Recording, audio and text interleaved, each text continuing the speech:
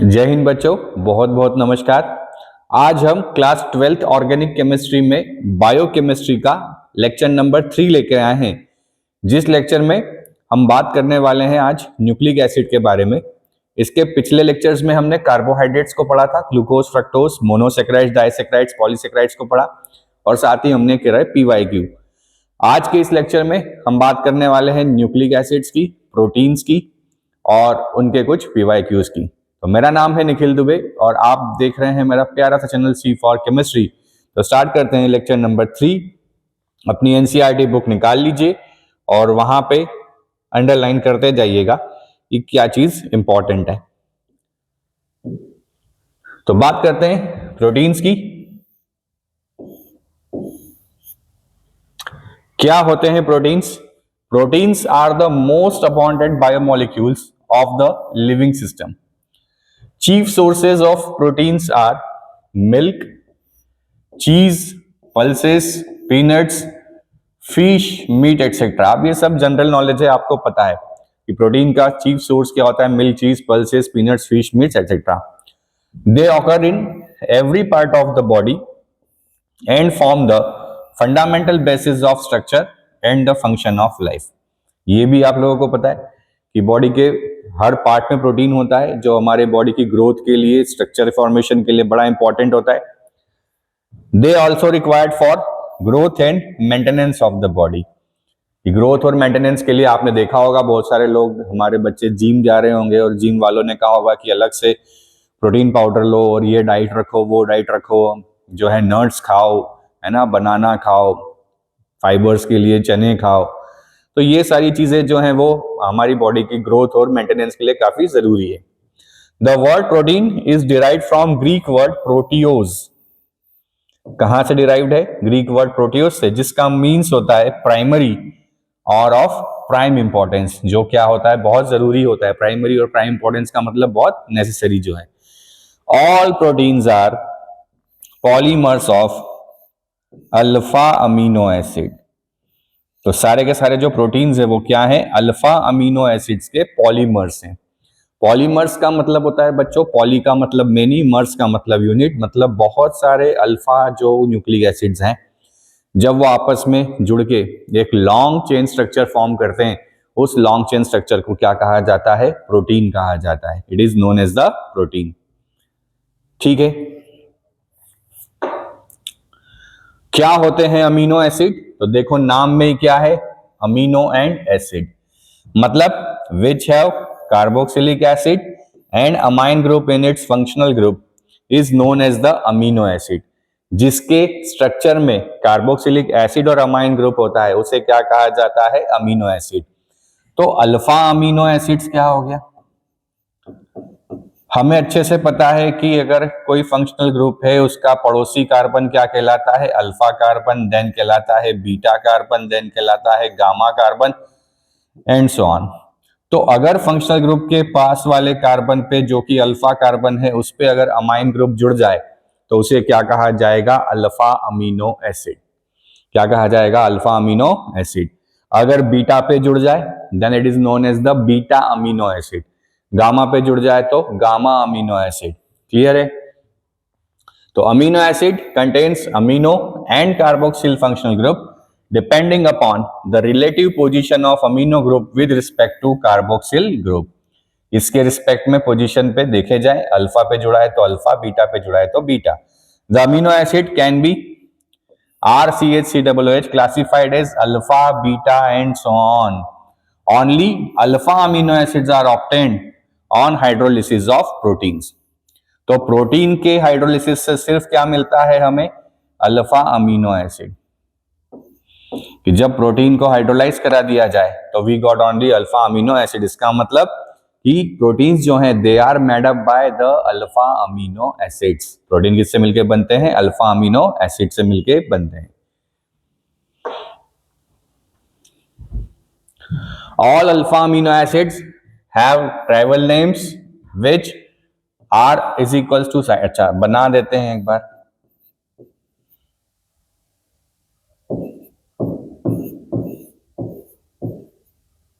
और यहां पे H की जगह हम क्या लगा दें? NH2। तो ये हो गया general structure of alpha amino acid. अभी आर वेरी होता जाता है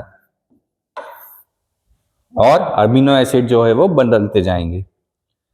usually reflect the property of the compound और its source. Glycine is so named since it has a sweeting taste. अच्छा, बता रहा है कि अल्फा अमीनो एसिड का नाम क्यों रखा गया है, तो उनके नाम में कोई गुण होते हैं, कोई प्रॉपर्टीज होती है, उनकी कैरेक्टरिस्टिक होती है। जैसे कि एक अल्फा अमीनो एसिड है ग्लाइसिन, उसका नाम ग्लाइसिन इसलिए है क्योंकि वो स्वीट इन टेस्ट है, क्योंकि ग्रीक में ग्लाइकोस का मतलब होता है स्वीट, तो वो स्वीट इन टेस्ट होता है। ग्रीक में ग्लाइकोस का स्वीट मतलब होता है, इसलिए नाम क्या रख दिया, glycine. Then tyrosine, first obtained from the cheese, किससे मिला, चीज से मिला। ग्रीक में टायरोस का मतलब क्या होता है, चीज, तो ग्रीक में टायरोस को चीज बोलते हैं, इसलिए अल्फा अमीनो एसिड का नाम क्या रख दिया, टायरोसिन। तो एक दो याद रख लें, बाकी तो इतना याद रखने की जरूरत नहीं है। क्लियर है। Next, classification of amino acid. अब अमीनो एसिड जो है क्लासिफाई किए हैं एसिडिक, बेसिक या न्यूट्रल में। डिपेंड करता है कि उस अमीनो एसिड के अंदर कौन ज्यादा है। जैसे फिर से फॉर्मूला लिख दें कि R C H C double O H. अब हमें पता है सी डबल ओ एच जो है वो एसिडिक नेचर का होता है और अमाइंस जो है वो बेसिक नेचर का होता है। अब अगर number of C double O H और नंबर ऑफ NH2 अगर इक्वल है, मतलब एसिडिक और बेसिक कैरेक्टर इक्वल है, तो हमारा कार्बोक्सिल जो हमारा न्यूक्लिक एसिड है वो कैसा होने वाला है, neutral. Equal number of amino acid and carboxyl groups makes it neutral. अब अगर हमें उसको बेसिक बनाना है तो ज्यादा क्या हो जाना चाहिए, अमीनो ग्रुप ज्यादा होना चाहिए। More number of amino then carboxyl group makes it basic.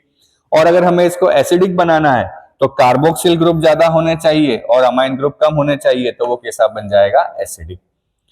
तो अगर ज्यादा number of C double O H है तो एसिडिक, ज्यादा नंबर ऑफ NH2 है तो बेसिक, और अगर दोनों इक्वल हैं तो न्यूट्रल। कितना आसान है। तो पहला क्लासिफिकेशन क्या हो गया, एसिडिक, बेसिक या न्यूट्रल। अमीनो एसिड्स विच, अच्छा अब यहां पे दो कैटेगरी और आती है। पहली कहलाती है एसेंशियल अमीनो एसिड्स।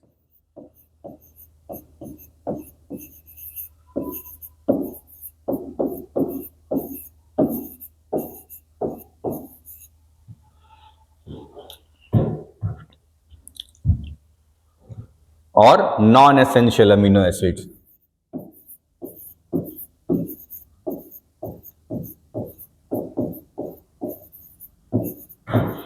देखो, एसेंशियल का मतलब जरूरी और नॉन एसेंशियल का मतलब जरूरी नहीं, बात समझना। तो जो बॉडी खुद से बना लेती है, जो हमको खाने की जरूरत नहीं है, जिसको हमें खाने की जरूरत नहीं है, बॉडी खुद बना रही है, उसे क्या कहा जाता है, non essential amino acid. The amino acids which can be synthesized in the body are known as non-essential amino acid. Example, valine, leucine, lysine, है ना, यहीं लिख देते हैं इसको। तो एक दो एग्जाम्पल याद रखो, लाइसिन हो गया, ल्यूसिन हो गया, वेलाइन हो गया, ये सारे क्या है, non essential amino acid. Otherwise those which can not be synthesize in the body and must be obtained through diet, जिन्हें हमें डाइट के थ्रू खाना पड़ता है, जो हमें डाइट के थ्रू लेना ही पड़ेगा, उसे क्या कहा जाएगा, essential amino acid. Example, glycine, alanine, देखो ये दोनों हमने पढ़े हैं, एलेनाइन अभी हम आगे पढ़ेंगे। तो ग्लाइसिन और एलेनाइन जो है वो क्या हो गए, एसेंशियल अमीनो एसिड्स। तो जो डाइट में खाना पड़े वो एसेंशियल, जो बॉडी खुद से बना ले, डाइट में खाना नहीं पड़े, वो क्या कहलाते हैं, non essential. Example, valine, leucine और लाइसिन। एग्जाम्पल यहाँ पे ग्लाइसिन और एलेनाइन, ग्लूटामाइन। क्लियर है, बड़ा आसान है, बस एग्जाम्पल याद रखने पड़ेंगे।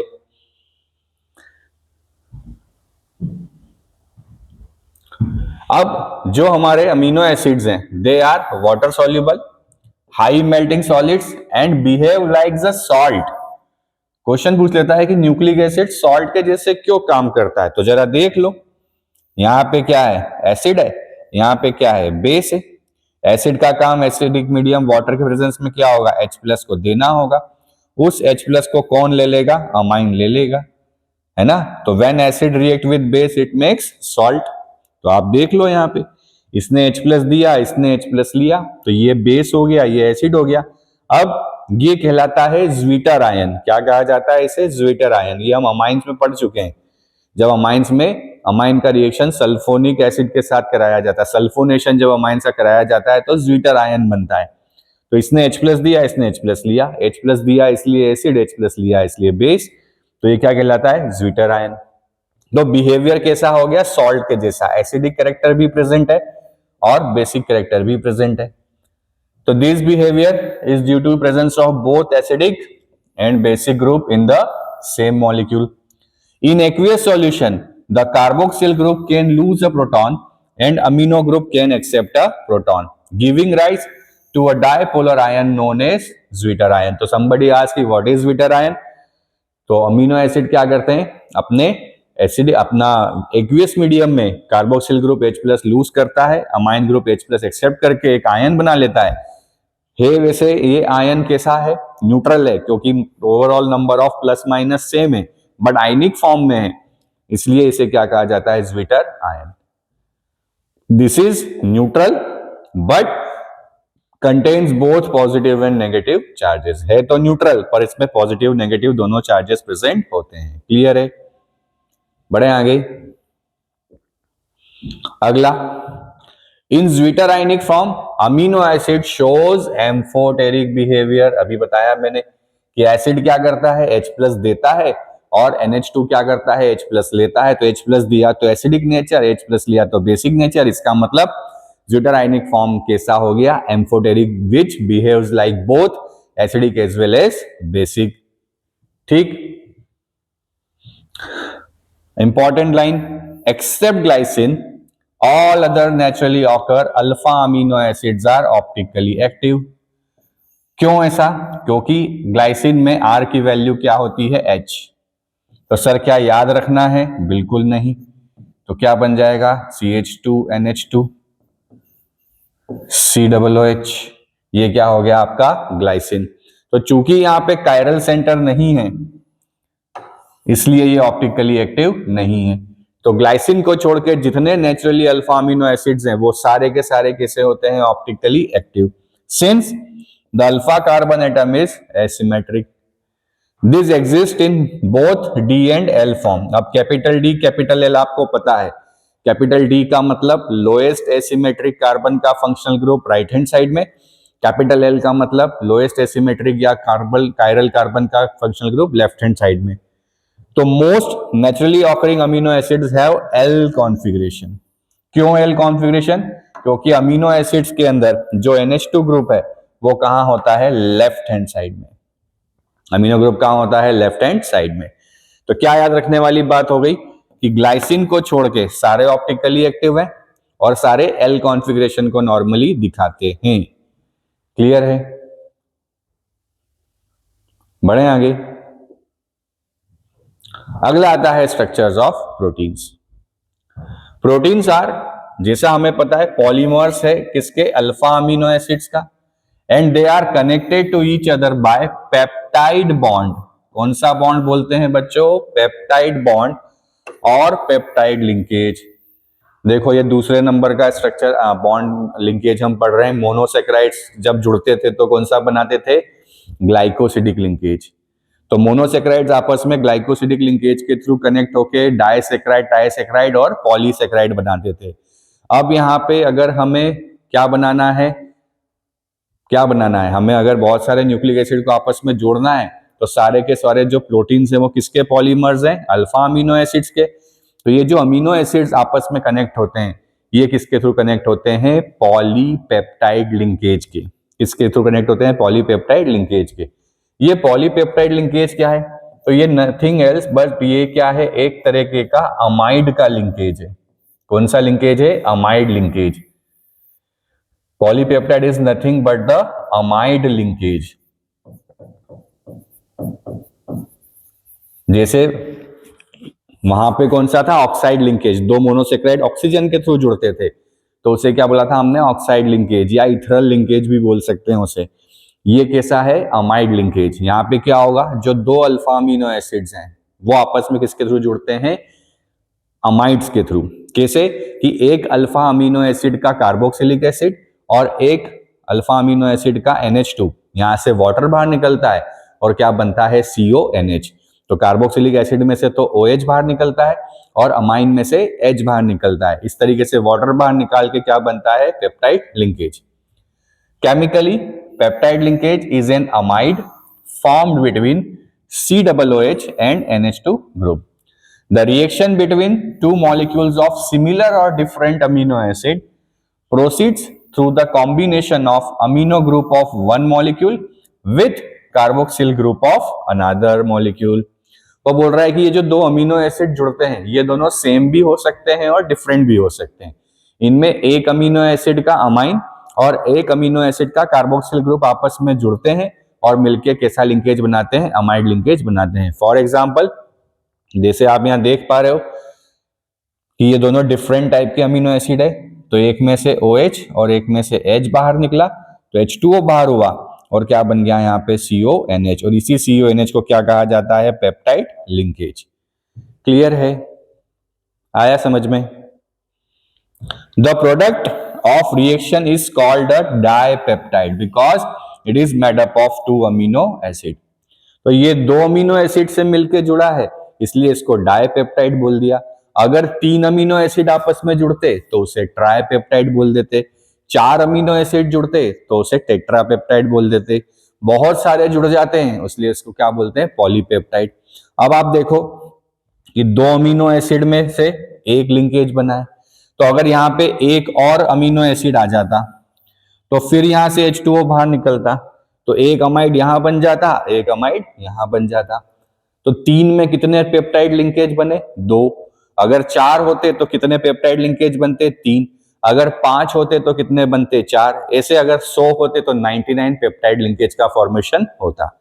और यही बहुत सारे जब पेप्टाइड लिंकेज आपस में जुड़ते हैं, अमीनो एसिड आपस में पेप्टाइड लिंकेज के थ्रू जुड़ते हैं, उस स्ट्रक्चर को क्या कहा जाता है, proteins. It is known as the protein. Clear है? अगला,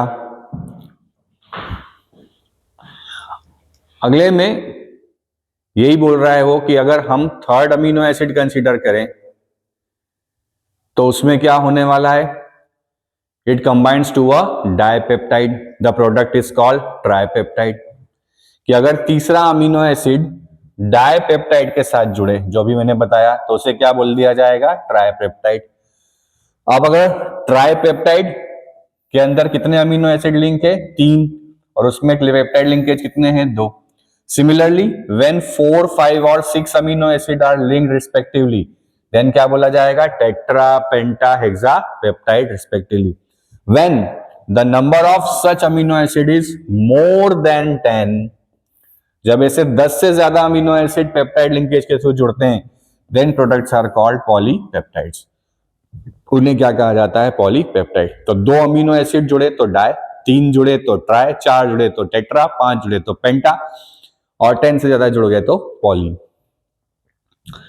इंपॉर्टेंट पॉइंट है कि a polypeptide with more than 100 amino acid residues having molecular mass higher than 10,000 is called a protein. तो ये डेफिनेशन हो गई प्रोटीन की, कि एक पॉलीपेप्टाइड जिसमें 100 से ज्यादा अमीनो एसिड जुड़े हुए हैं through polypeptide linkage, peptide linkage, और जिनका मॉलिक्यूलर मास क्या हो, हायर देन 10,000 हो, they are known as a protein. उन्हें क्या कहा जाता है, प्रोटीन कहा जाता है। A protein such as insulin, underline करेंगे, विच कंटेन्स 51 अमीनो एसिड। तो जैसे एक इंसुलिन है ना, जिसके अंदर सिर्फ क्या है, 51 अमीनो एसिड है। एग्जाम में पूछा हुआ है कि इंसुलिन के अंदर कितने अमीनो एसिड है, तो कितना, 51। शगुन पैकेज याद रखें 51 का, हमारे यहाँ 51, 101, 151, 201 शगुन पैकेज। तो ये प्रोटीन है, जबकि इसमें सिर्फ कितने अमीनो एसिड है, 51। बट नॉर्मली कितने अमीनो एसिड प्रोटीन के अंदर होते हैं, 100 से ज्यादा और 10,000 यूनिफाइड मास से ज्यादा। क्लियर है? Now proteins can be classified into two types on the basis of their molecular shape. अब इनके मॉलिक्यूलर शेप के बेसिस पे डिवाइड किया है। पहला क्या है, फाइब्रस प्रोटीन, देखो फाइबर का मतलब ही क्या होता है, धागा। फाइबर का मतलब होता है धागा, स्ट्रेट। तो यहाँ पे प्रोटीन का शेप कैसा होता होगा बच्चों, एक स्ट्रेट धागे जैसा शेप बनता है ना, फाइब्रस प्रोटीन के साथ स्ट्रेट धागे जैसा। तो क्या बोला है, when the polypeptide chains run parallel and are held together by hydrogen and disulphide bonds. इसको याद रखेंगे कि पॉलीपेप्टाइड चेन किसके थ्रू जुड़ी हुई है आपस में, हाइड्रोजन या disulphide bonds. Then fibre like structure is form. कैसा स्ट्रक्चर बनता है, fibre like structure is form. Such proteins are generally insoluble in water. तो ये ना ये क्वेश्चन आते हैं, तो ये पॉइंट नंबर 1 हो गया। कौन सा बॉन्ड होता है, तो हाइड्रोजन डाइसल्फाइड, पॉइंट नंबर 2 हो गया। कैसा स्ट्रक्चर है, तो फाइबर लाइक स्ट्रक्चर है, पॉइंट नंबर 3 हो गया। और ये वाटर में इनसॉल्युबल होते हैं, पॉइंट नंबर 4। एग्जाम्पल की बात करें तो keratin presence in hair wool silk and myosin present in muscles. अब देखो इसे याद कैसे रखा जाएगा, एग्जाम्पल फाइबर हेयर। अब देखो मेरे हेयर तो हैं भी कम और ये थोड़े से ग्लोबुलर प्रोटीन जैसे हैं, करली हेयर्स हैं, बट जिनके सिल्की हेयर्स और लंबे लंबे हेयर्स हैं तो वो कैसे हेयर्स होंगे, थ्रेड लाइक होंगे। तो हेयर वाटर में इनसॉल्युबल है, इसलिए हमारा फाइबर लाइक प्रोटीन भी कैसा है, इनसॉल्युबल। एग्जाम्पल क्या हो गया, हेयर वूल सिल्क हो गया, उसका नाम क्या है, केराटिन। और दूसरा मायोसिन किसमें प्रेजेंट होता है, मसल्स में प्रेजेंट होता है। तो हेयर से याद रखेंगे फाइबर। हेयर मेरे नहीं याद रखना है, मेरे तो कम भी हैं क्योंकि ये तो खत्म ही हो जाएंगे थोड़े समय बाद। तो थोड़ा सा हेयर को याद रखो, लंबी जुल्फें, लंबी जुल्फें सीधी सीधी। तो स्ट्रक्चर कैसा, fibrous, example hair wool silk, keratin उसका नाम है। और याद कैसे रखना है एक और, मसल्स में मायोसिन, मसल्स मायोसिन, मेरा मसल्स मायोसिन मसल्स। क्लियर है, तो ये क्या कहलाता है, फाइब्रस प्रोटीन। अब इसमें बच्चों ऐसे रीडिंग ही है, अपने को बहुत ज्यादा डिटेल में पढ़ना नहीं है क्योंकि हम केमिस्ट्री पढ़ रहे हैं, क्योंकि इसमें मैथ्स वाले बच्चे भी पढ़ेंगे। अगर बायो वाले होते तो और डिटेल में इसको समझाते कि कैसे ये बनता है। क्लियर है। नेक्स्ट चले ग्लोबुलर प्रोटीन। देखो ग्लोब देखा है, ग्लोबुलर प्रोटीन कुछ कुछ कुछ कुछ ऐसा ग्लोब जैसा होता है ना, गोल मडोल सा घूमता घूमता रहता है। This structure results when the chains of polypeptides coil around to give a spherical shape. जो पॉलीपेप्टाइड चेन्स है वो ऐसे घूम घूम के करली हो जाती है मेरे हेयर्स जैसी और ग्लोबल जैसा स्ट्रक्चर बनाती है। तो पहला पॉइंट तो क्या हो गया, कॉइल जैसा स्ट्रक्चर हो गया, है ना। सेकंड क्या हो गया यहाँ पे, these are usually soluble in water, ये किसमें होते हैं, सॉल्यूबल होते हैं वाटर में। अच्छा यहाँ भी बॉन्डिंग वही हाइड्रोजन डाइसल्फाइड से, बट कैसा है, पैरेलल के साथ साथ साइड से भी कनेक्टिविटी है, इसलिए स्फेरिकल शेप हो जाता है। Insulin and albumins are the common example of globular protein. तो इंसुलिन और एल्बुमिन जो है वो एग्जांपल्स हैं किसके, ग्लोबुलर प्रोटीन के, इंसुलिन और एल्बुमिन्स। क्लियर है, बढ़े आगे। तो डिफरेंस ही आता है कि difference between globular protein and fibrous protein. Then इसको फिर 4 अलग अलग स्ट्रक्चर्स में डिवाइड किया है। पहला प्राइमरी स्ट्रक्चर ऑफ प्रोटीन, कि प्रोटीन्स मे हैव वन और more polypeptide chain, each polypeptide in a protein has amino acid linked with each other in a specific sequence. कि ये जो भी प्रोटीन्स होते हैं इनके प्राइमरी स्ट्रक्चर में क्या होता है, जो हमारे अमीनो एसिड्स हैं वो एक पर्टिकुलर सीक्वेंस में कनेक्ट होते हैं। अगर आपने इस सीक्वेंस को बदल दिया तो इस सीक्वेंस को बदलने से क्या होगा, प्रोटीन भी बदल जाएगा। तो याद रखिएगा कभी भी किसी भी प्रोटीन का प्राइमरी स्ट्रक्चर डिस्ट्रॉय नहीं होना चाहिए। अगर प्राइमरी स्ट्रक्चर डिस्ट्रॉय हो गया तो वो जो प्रोटीन है उस प्रोटीन का जो नेचर है वो कंप्लीटली चेंज हो जाएगा। तो प्राइमरी स्ट्रक्चर क्या होता है कि जिसके अंदर अमीनो एसिड्स एक पर्टिकुलर सीक्वेंस में आपस में कनेक्ट होते हैं। आपने अगर वो सीक्वेंस चेंज किया, है ना, ये बायो वाले अच्छे से समझ पाएंगे कि अगर उस सीक्वेंस को चेंज करने से क्या होता है, प्रोटीन का स्ट्रक्चर भी चेंज हो जाता है। And it is a sequence of amino acid that is said to be the primary structure of that protein. Any change in this primary structure, that is sequence of amino acids, create a different protein. कि अगर हमने इस particular structure को change किया तो उससे क्या होता है, प्रोटीन बदल जाता है। क्लियर है।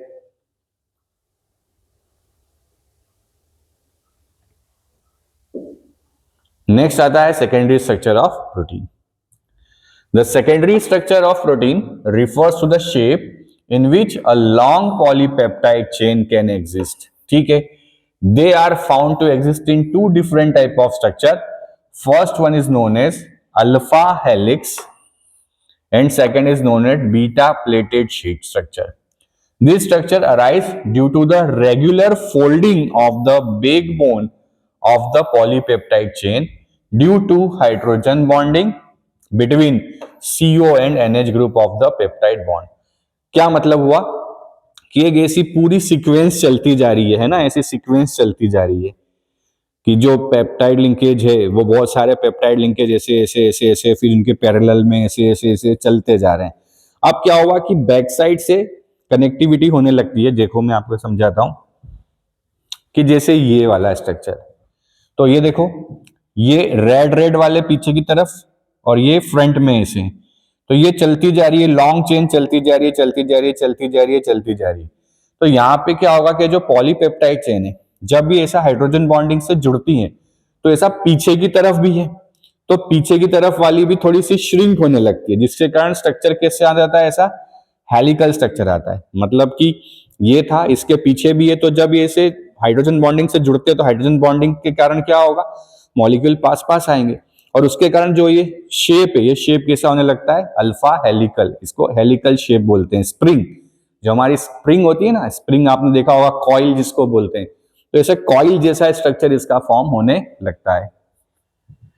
कि alpha helix is one of the most common veg in which a polypeptide chain forms all possible hydrogen bonds by twisting into a right-handed screw helix with the NH group of each amino acid residue hydrogen bonded to the CO of an adjacent turn of the helix.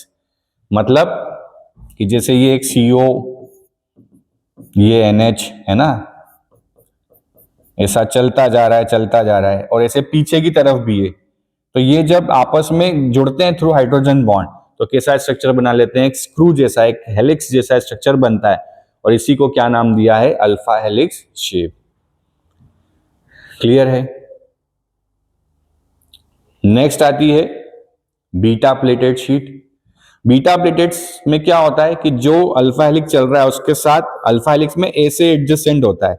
Beta pleated में क्या होता है, ये जो है एक दूसरे के साथ ऐसा साइड बाय साइड भी कनेक्ट होती है, ऐसे भी जुड़ती हैं और ऐसे साइड बाय साइड भी जुड़ती है, तो ऐसा लगता है प्लेट्स बन गई है. क्या बन गई है, pleats. In beta pleated sheet structure all peptide chains are stretched out to nearly maximum extension and then laid side by side which are held together by intermolecular hydrogen bonding. तो देखो ये चल तो रहा था हेलिक्स जैसा और इसके ऐसे साइड बाय साइड में भी क्या हो गया है, हाइड्रोजन बॉन्ड ऐसा फॉर्म होने लगा है. तो हेलिक्स जैसा भी था, ऐसा साइड बाय साइड भी होने लगा, इसलिए इसको नाम क्या दिया है, beta pleated. The structure resembles the pleated folds of drapery and therefore is known as the beta pleated sheet. इसलिए इसे क्या नाम दिया है, बीटा प्लेटेड शीट. ठीक है, बढ़े आगे. तो साइड बाय साइड है और वहां क्या सा है, एडजेसेंट है. अल्फा हेलिकल में कैसा है, एडजेसेंट, और यहाँ पे कैसा है, साइड बाय साइड भी है. बढ़े आगे. अब टर्शरी और क्वाटरनरी और ज्यादा जो है वो कॉम्प्लेक्स होते हैं. Tertiary structure of proteins, the tertiary structure of proteins represents overall folding of the polypeptide chain, that is further folding of the secondary structure. Secondary structure जो बने उनको फिर से फोल्ड कर दिया. It gives to major molecule shape, fibrous and globular. The main forces which stabilises the 2 degree and 3 degree structure of proteins are hydrogen bond. Stability कौन देता है, hydrogen bond. Disulphide linkage, van der Waals force and electrostatic force of attraction. देखो आप जितने variety के हो सकते थे सारे आ गए. हाइड्रोजन बॉन्डिंग भी है, डाइसल्फाइड भी है, वॉन्डरवॉल फोर्स भी और इलेक्ट्रोस्टैटिक फोर्स ऑफ अट्रैक्शन भी.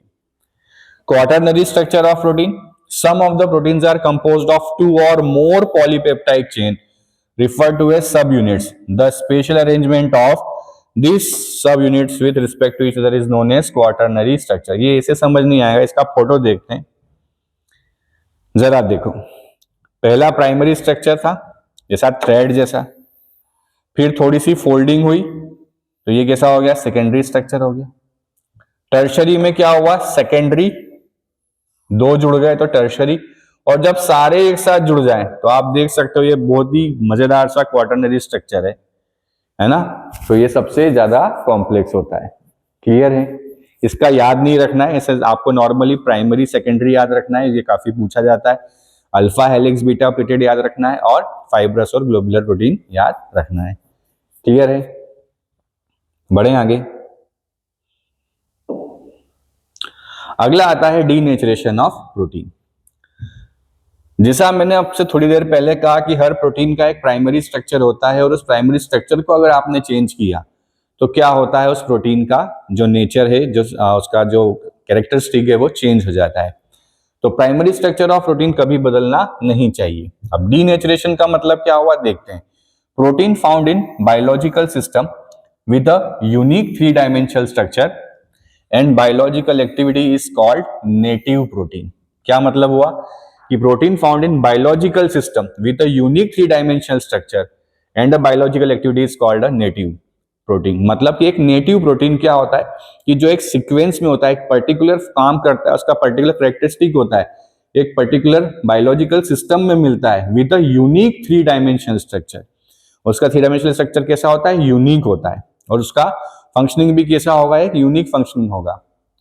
When a protein in its native form is subjected to physical change like change in temperature or chemical change like change in pH, the hydrogen bonds are disturbed। कि जब इस native protein को हम क्या करते हैं, जब इसको चेंज करते हैं, चाहे फिजिकली चेंज करें या केमिकली चेंज करें। फिजिकली चेंज किया मतलब बॉइल कर दिया हमने, उसके बॉन्ड्स को ब्रेक कर दिया। केमिकली चेंज करें मतलब उस प्रोटीन को हमने एसिड या बेस में डाल दिया, तो हमें पता है ये न्यूक्लिक एसिड्स हैं, है ना। तो बेसिक नेचर भी है, एसिडिक नेचर भी है। तो अगर हमने इनका पीएच बदल दिया तो भी क्या होता है, इनके कैरेक्टरिस्टिक पे चेंज आता है। Due to this globules unfold and helix get uncoiled and protein loses its biological activity. जिसके कारण क्या होता है कि जो भी, जैसे अगर ग्लोबुलर प्रोटीन है, जो हमारा नेटिव प्रोटीन है वो ग्लोबुलर है, तो वो जो ग्लोबुलर प्रोटीन है वो क्या हो जाएगा, वो स्ट्रेट हो जाएगा। अल्फा जो हेलिकल है वो अनकॉइल्ड जो है, जो कॉइल्ड था वो अनकॉइल्ड हो जाएगा, स्ट्रेट हो जाएगा।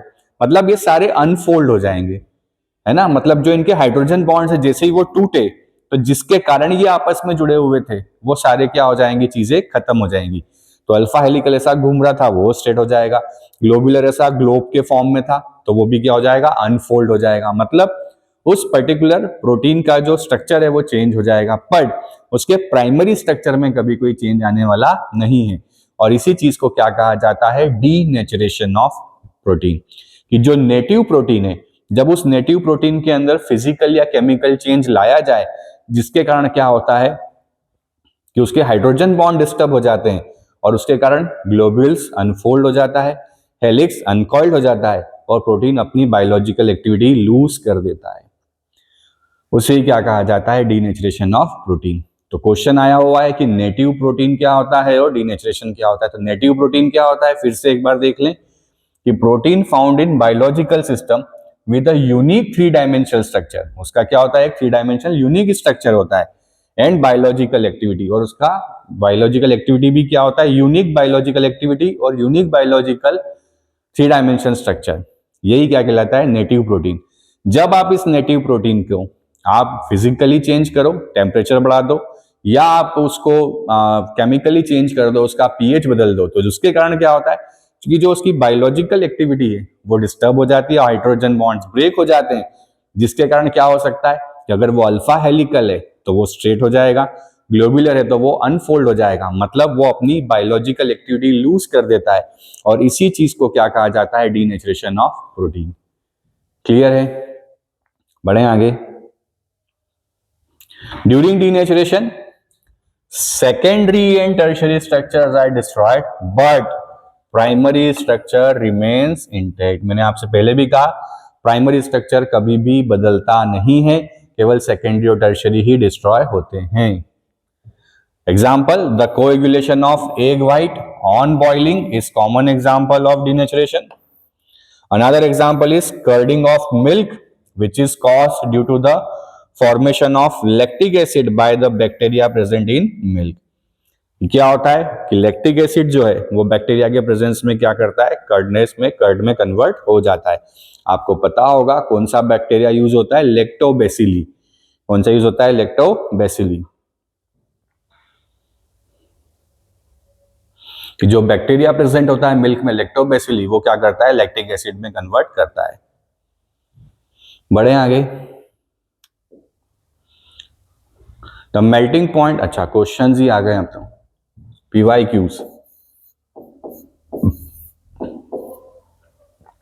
The melting point and solubility in water of amino acids are generally higher than that of corresponding halo acids. Reason एक ही है यार, क्या, इंटरमोलिक्यूलर हाइड्रोजन बॉन्डिंग. ये अमीनो एसिड्स में क्या प्रेजेंट होता है, इंटरमोलिक्यूलर हाइड्रोजन बॉन्डिंग. हमने देखा ही है, यहाँ पे इंटरमोलिक्यूलर हाइड्रोजन बॉन्डिंग है, इसी के कारण इनका बॉइलिंग पॉइंट भी ज्यादा होता है और इनका सॉल्युबिलिटी भी ज्यादा होता है. नेक्स्ट बात करें, where does the water present in egg go after boiling the egg. देखो आपने बॉइल कर दिया है, मतलब आप क्या कर रहे हो, नेटिव प्रोटीन को डिस्टर्ब कर रहे हो. तो टेम्परेचर बढ़ाने पे क्या होगा, जो हाइड्रोजन बॉन्ड प्रेजेंट है नेटिव प्रोटीन के, hydrogen bonds are broken down. तो जो वाटर है उसके हाइड्रोजन बॉन्ड टूटेंगे, और हाइड्रोजन बॉन्ड टूटेंगे तो वो क्या होगा, बॉइलिंग में वेपराइज हो जाएगा, बाहर निकल जाएगा. क्लियर है. फाइब्रस प्रोटीन क्या था, पैरेलल चेन होती है ना, पैरेलल चेन होती है. Parallel chain hydrogen bonding disulphide bond से जुड़ती है. वाटर इनसॉल्युबल होता है, किसमें प्रेजेंट होता है, हेयर, वुल, सिल्क में कौन, केराटिन, और मसल्स में कौन, मायोसिन. नेटिव प्रोटीन क्या होता है, native protein unique 3 dimensional structure होता है, यूनिक बायोलॉजिकल एक्टिविटी होती है, वो क्या कहलाती है, नेटिव प्रोटीन.